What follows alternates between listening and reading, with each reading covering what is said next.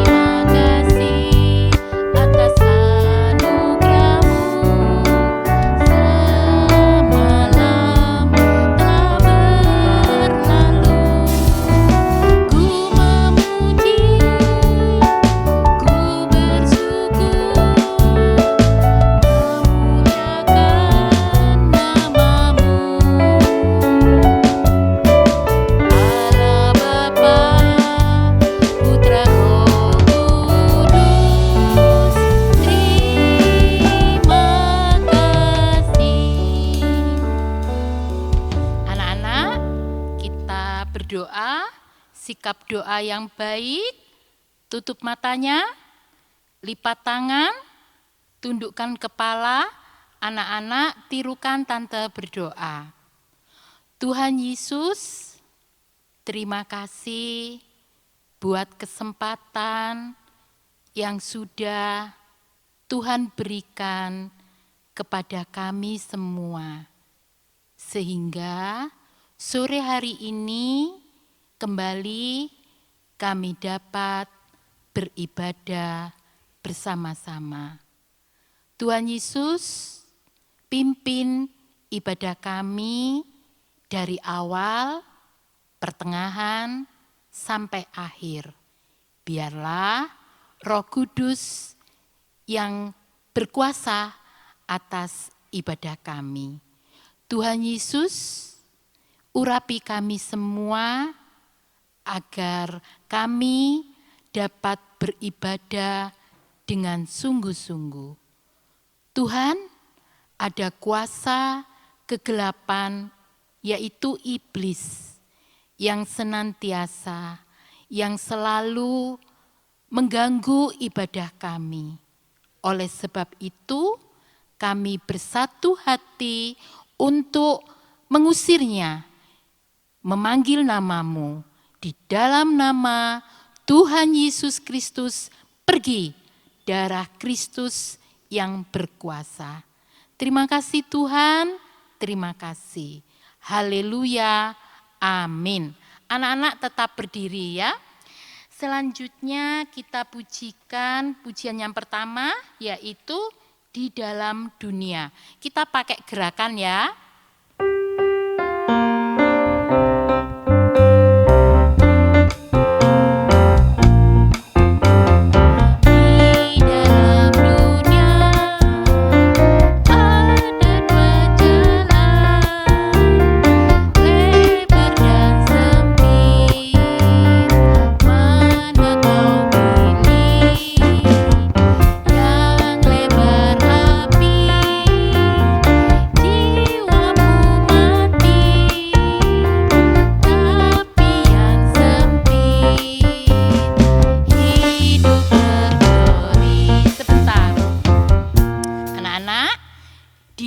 Ini ada dua jalan, ya, dua pilihan.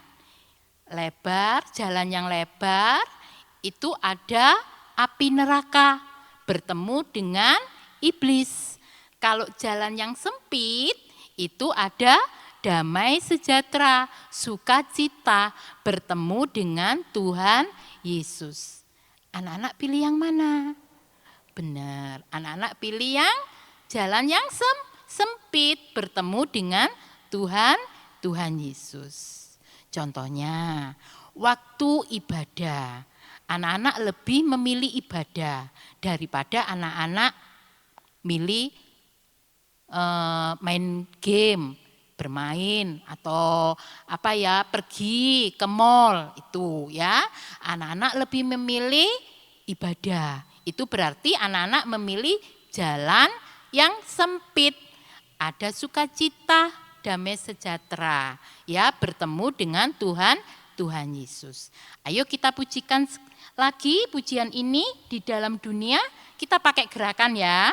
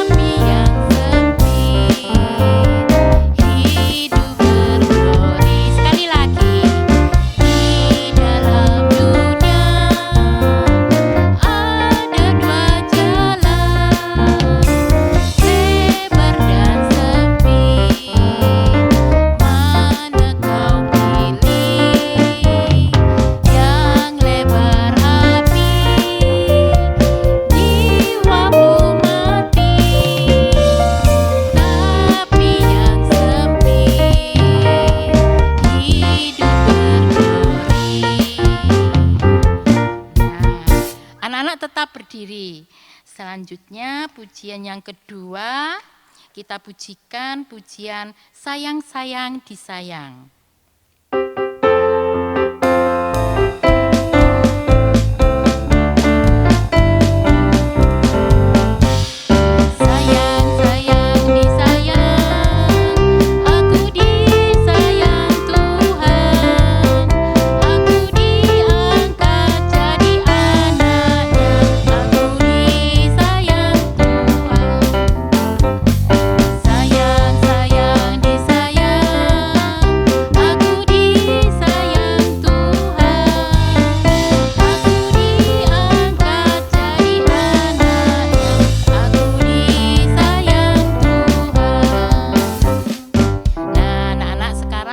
Duduk.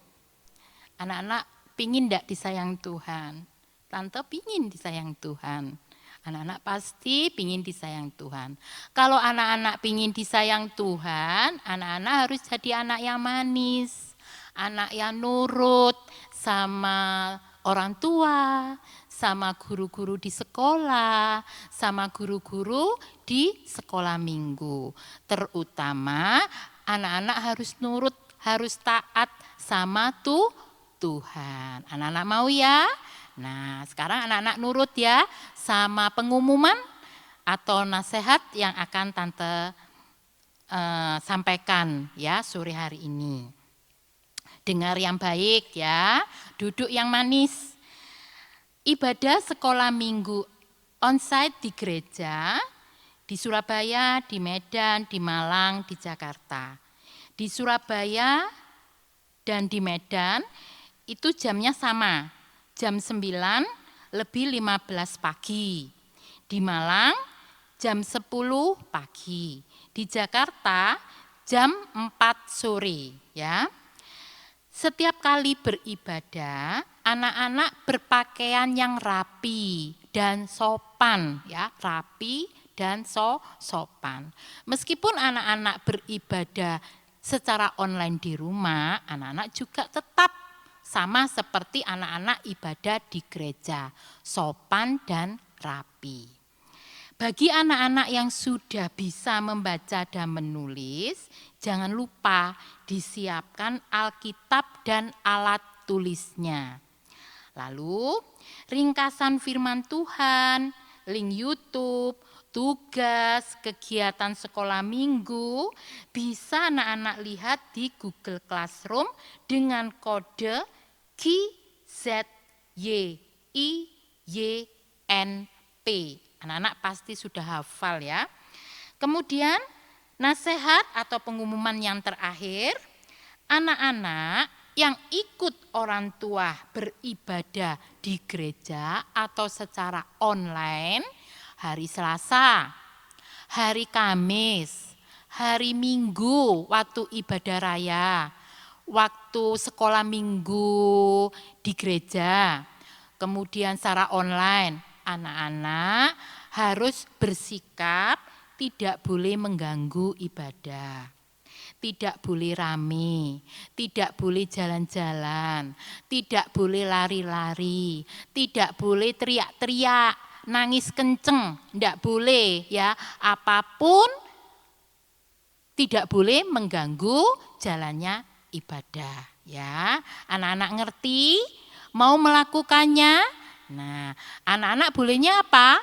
Duduk manis dan ikut mendengarkan firman Tuhan. Anak-anak belajar ya, mendengarkan firman Tuhan. Jadilah anak sekolah minggu yang manis.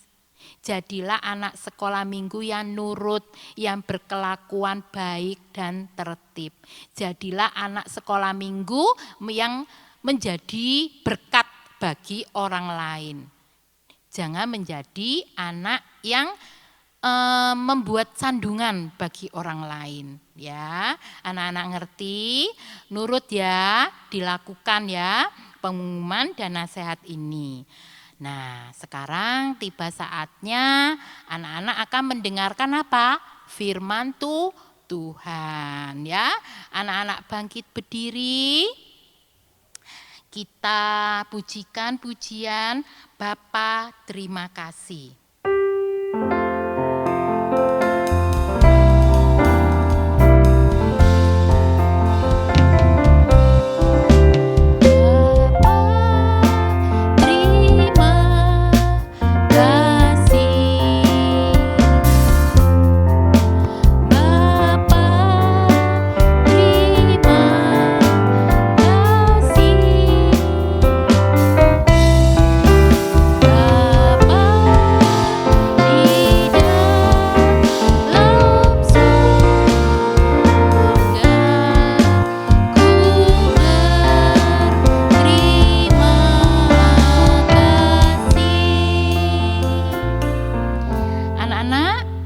Kita berdoa, sikap doa yang baik, matanya ditutup, tangannya dilipat, anak-anak tirukan tante berdoa. Tuhan Yesus, terima kasih Tuhan sudah tolong kami sepanjang puji-pujian. Tuhan Yesus, sebentar lagi kami mau mendengarkan firman-Mu. Tuhan, urapi kami semua agar kami dapat mendengarkan firman-Mu dengan sungguh-sungguh. Kami dapat mengerti akan firman-Mu. Kami dapat mempraktekkan dalam kehidupan kami sehari-hari. Tuhan Yesus berkati Tante Evi yang akan menyampaikan firman-Mu. Tuhan, ada kuasa kegelapan yaitu iblis yang senantiasa mengganggu, menghalangi kami dalam beribadah, terutama dalam mendengarkan firman-Mu. Oleh sebab itu, kami panggil nama-Mu di dalam nama Tuhan Yesus Kristus. Pergi, hai iblis, dari hati, dari pikiran, dari ruangan ini. Darah Kristus yang berkuasa. Terima kasih Tuhan, terima kasih. Kami sudah berdoa. Haleluya, amin. Anak-anak bisa duduk. Anak-anak, sore hari ini firman-Nya berjudul perumpamaan tentang dirham yang hilang. Perumpamaan tentang dirham yang hilang. Anak-anak bisa baca di Lukas 15 ayat 8 sampai 10. Lukas 15 ayat 8 sampai 10. Nanti anak-anak yang sudah bisa baca, anak-anak bisa membacanya setelah ibadah selesai ya. Anak-anak, sebelumnya Tante mau tanya sama anak-anak. Anak-anak punya enggak barang atau apapun bentuknya ya, mainan atau sepatu, baju atau apapun ya, yang merupakan kesayangan, barang yang anak-anak sukai sekali. Ada yang punya? Ada ya, Tante juga punya barang yang Tante sukai sekali. Anak-anak pasti juga punya ya, barang yang sangat anak-anak sukai, barang kesayangan ya. Nah, suatu ketika barang ini hilang. Nah, terus anak-anak sedih enggak? Sedih ya, mungkin anak-anak nangis. Ya, sedih hati anak-anak, mungkin anak-anak juga nangis. Terus apa yang anak-anak lakukan? Anak diem aja, nangis saja sepanjang hari. Enggak ya, anak-anak pasti mencarinya dan berharap barang itu bisa ditemukan. Nah, kemudian setelah ketemu anak-anak seneng, ya kan? Nah, sekarang sore ini firmannya kan judulnya perumpamaan tentang dirham yang hilang. Nah, firman saat ini juga tentang barang yang hilang. Nah, di Lukas 15 ayat 8 sampai 10 ini, di situ dikatakan, difirmankan bahwa Tuhan Yesus ini suatu saat memberikan suatu perumpamaan tentang dirham yang hilang. Nah, di perumpamaan itu dikatakan ada seorang wanita, perempuan. Ia mempunyai barang kesayangan. Berupa apa? Berupa dirham. Dirham itu apa ya? Dirham itu koin anak-anak, koin atau keping perak. Biasanya kalau sekarang itu seperti uang logam, keping perak. Nah itu. Wanita ini, perempuan ini mempunyai 10 dirham. Itu anak-anak. Ya, ada 10 buah dirham. Dia sangat menyukai dirhamnya ini. Nah, dia menjaganya dengan baik. Dia berkata, aduh, aku punya 10 dirham. Aku sangat menyukainya. Aku sangat senang sekali punya 10 dirham. Wah, aku tidak mau dirhamku ini hilang. Satu pun tidak mau aku dirhamku ini hilang. Oleh sebab itu aku akan menjaganya dengan baik. Nah, tiap hari wanita ini selalu menghitungnya. Nah, suatu ketika wanita ini sedang menghitungnya. Kita hitung ya. 1, 2, 3, 4, 5, 6, 7, 8, 9. Loh, kok 9? Dirhamku kan 10. Ini kok 9? Loh, yang satunya mana? Waduh, hilang. Aduh, gimana ini? Kok dirhamku hilang? Aku sudah menjaganya loh baik-baik, tapi kok hilang 1? Wah, jadi enggak 10. Mungkin aku salah hitung. Aku hitung lagi. Wanita ini menghitung lagi. 1, 2, 3, 4, 5, 6, 7, 8, 9. Wah, aduh, di mana ini? Kok 9? Berarti benar ini. 1 dirhamku hilang. Aduh gimana ini, sedih hatiku, 1 dirhamku hilang. Padahal udah aku jaga baik-baik, tapi kok tetap hilang ya. Aduh gimana ini, ya udah aku mau mencarinya. Semoga saja dirhamku ketemu, biar dirhamku kembali jumlahnya 10. Nah, anak wanita ini mulai mencarinya. Dia menyalakan pelita, lalu dia mengambil sapu, lalu dia mencarinya dengan menyapu setiap ruangan. Tidak ada yang terlewati. Nah, itu kan di dalam rumah ya, setiap ruangan dia sapu, dia melihat dengan seksama, dia sapu dengan teliti, dengan cermat, agar ia tidak terlewatkan, agar ia menemukan dirhamnya, 1 dirham yang hilang itu. Dia berharap, duh semoga aja Tuhan dirhamku ketemu, semoga ketemu. Ia tetap mencarinya.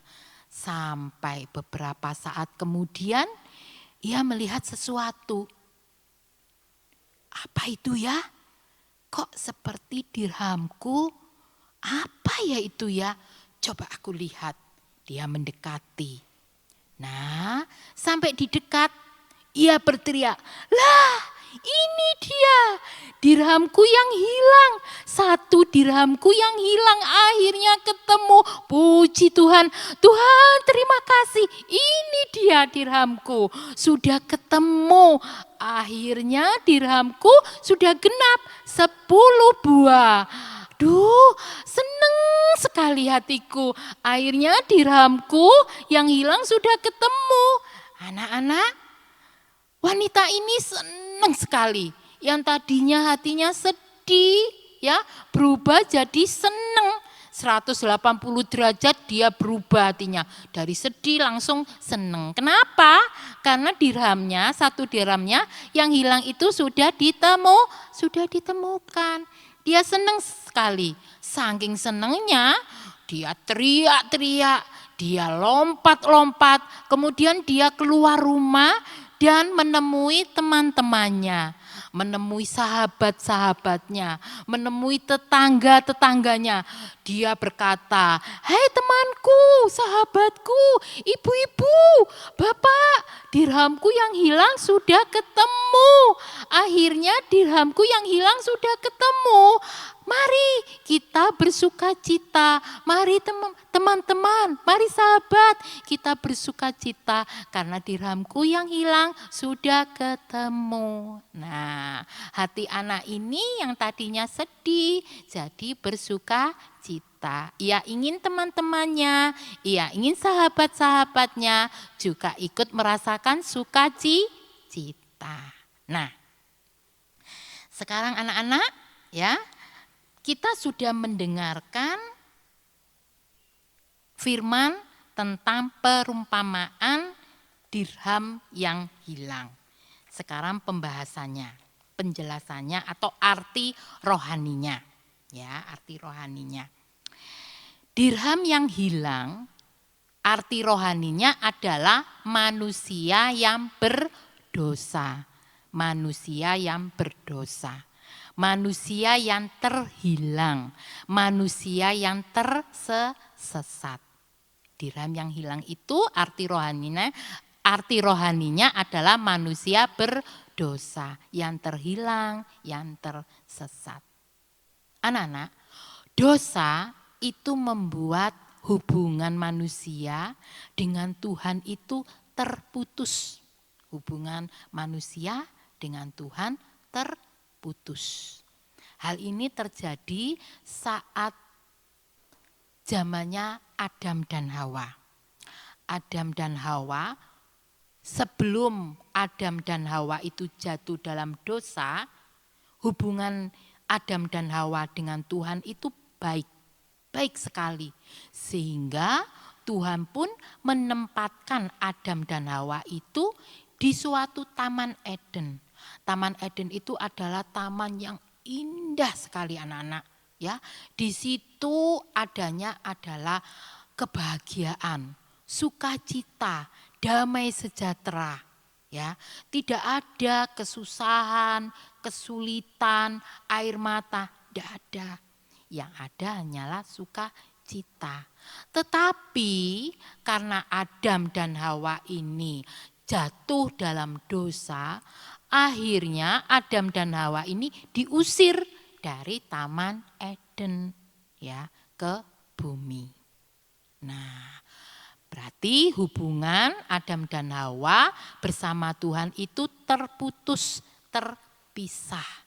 Adam dan Hawa itu terhilang, tersesat, menjadi manusia berdosa. Nah, anak-anak, di mata Tuhan manusia itu sangat berharga. Ya, manusia sangat berharga di mata Tuhan. Tuhan sayang sekali pada manusia. Tuhan cinta sekali pada manusia. Ya, meskipun manusia itu sering memilukan hati Tuhan, mengecewakan hati Tuhan, ya, berdosa, tapi Tuhan berharap manusia kembali kepada Tuhan. Karena Tuhan sayang sama manusia, karena Tuhan cinta kepada manusia. Sebab di mata Tuhan manusia itu berharga. Kenapa manusia kok berharga di mata Tuhan? Karena manusia diciptakan oleh Tuhan menurut gambar dan rupa Allah. Itu yang membedakan manusia dengan makhluk hidup lainnya. Itu yang membuat beda dengan manusia. Manusia diciptakan oleh Tuhan menurut gambar dan rupa Allah. Anak-anak, Tuhan tidak menginginkan manusia itu jatuh dalam dosa. Tuhan tidak menginginkan manusia itu terhilang atau tersesat. Ya. Karena kenapa? Karena upah dosa itu adalah maut, kebinasaan. Masuk neraka, binasa untuk selama-lamanya. Tuhan tidak menginginkan hal itu terjadi pada manusia. Oleh sebab itu, Tuhan aktif atau Tuhan berusaha mencari, ya, menemukan orang-orang yang terhilang, orang-orang yang tersesat, orang-orang yang berdosa. Kita baca di Lukas 5 ayat 32. Kita baca sama-sama ya. Aku datang bukan untuk memanggil orang benar, tetapi orang berdosa, supaya mereka bertobat. Nah, anak-anak, Tuhan datang di dunia ini untuk mencari orang berdosa. Ya, Tuhan datang di dunia ini untuk mencari orang berdosa, orang yang tersesat, terhilang. Ya, agar manusia dapat selamat, lepas dari hukuman, lepas dari kutukan, lepas dari neraka. Ya, Tuhan menginginkan manusia itu selamat. Tuhan menginginkan manusia itu hidup kekal selama-lamanya di surga. Nah, syaratnya gimana? Manusia yang berdosa menjadi manusia yang selamat, ya, hidup kekal selama-lamanya di surga. Caranya dengan bertobat. Manusia yang berdosa kalau ingin lepas dari hukuman, lepas dari kutukan harus bertobat.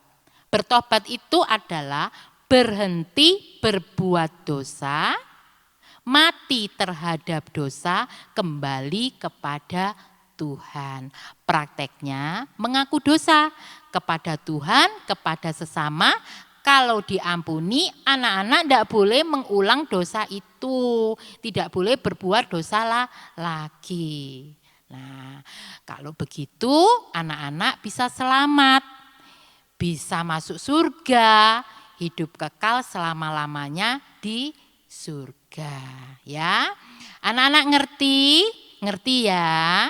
Oleh sebab itu mulai sekarang anak-anak yang dulunya nakal, yang dulunya suka bohong, suka mencuri mungkin, suka memukul teman, berkelahi, menghina, itu dirubah, harus bertobat ya. Anak-anak harus mengaku dosa, minta maaf sama temannya ya, sama Tuhan, terus enggak boleh mengulang lagi. Maka anak-anak hidupnya akan selamat. Hidup yang selamat itu adalah anak-anak tidak lagi merasa berbeban berat, berkeluh kesah, letih lesu, bahkan masa depan anak-anak ini loh terjamin ya, masa depan anak-anak cerah, indah, bahagia dan berhasil. Anak-anak mau? Mau ya, puji Tuhan. Firman sore hari ini sampai di sini, anak-anak bangkit berdiri, kita mulai, kita tutup ibadah sore hari ini dengan berdoa, sikap doa yang baik. Gimana? Matanya ditutup, lipat tangannya, tundukkan kepala, anak-anak tirukan tante berdoa. Tuhan Yesus, terima kasih Engkau sudah begitu baik bagi kami. Engkau sudah menyelamatkan kami.